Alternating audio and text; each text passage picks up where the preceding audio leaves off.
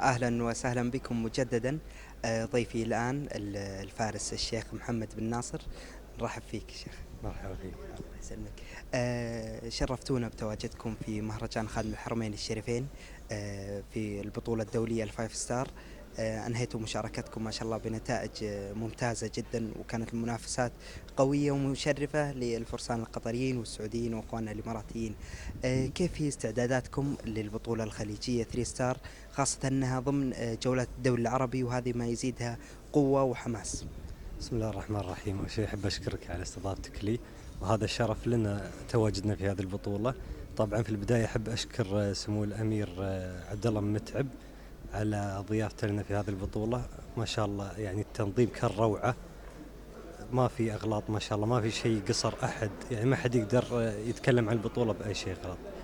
أما بالنسبة لمشاركتنا، أنهينا المشاركة الحمد لله، نتائجنا كانت ممتازة يعني. الحمد لله في كل شوط استطعنا نتواجد بين الثلاثة الأوائل. ونفس ما تدري البطولة الجاية إن شاء الله هي 3 ستار، لكن مكملة للدوري العربي اللي تأهل كأس العالم. وإن شاء الله عندنا طموح إن شاء الله أن يعني نتائجنا تكون متميزة إن شاء الله. في تصريح للفارس الشيخ علي بن خالد في المؤتمر الصحفي، ذكر أنها الدوري العربي هالسنة ما راح يكون تركيز الفريق القطري على التأهل لكأس العالم. كيف راح تكون المنافسات؟ هل سيقل الاستعداد أو المستوى، أو سيدخل الفريق القطري بنفس استعداداته السنة الماضية؟ لا، مثل ما أنت عارف احنا في آخر سنتين شارك عندنا الشيخ علي في كأس العالم، والسنة اللي الماضية راحوا اثنين من عندنا، حتى الفارس باسم تأهل معه.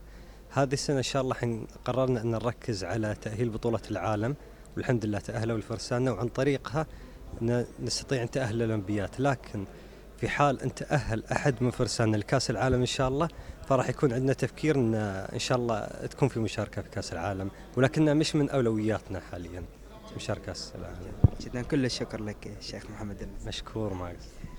هذا كان حديث الفارس الشيخ محمد بن ناصر آل ثاني من دولة قطر. تصريح رائع جدا. تبقوا معنا في بقية من المقابلات. شكرا لكم.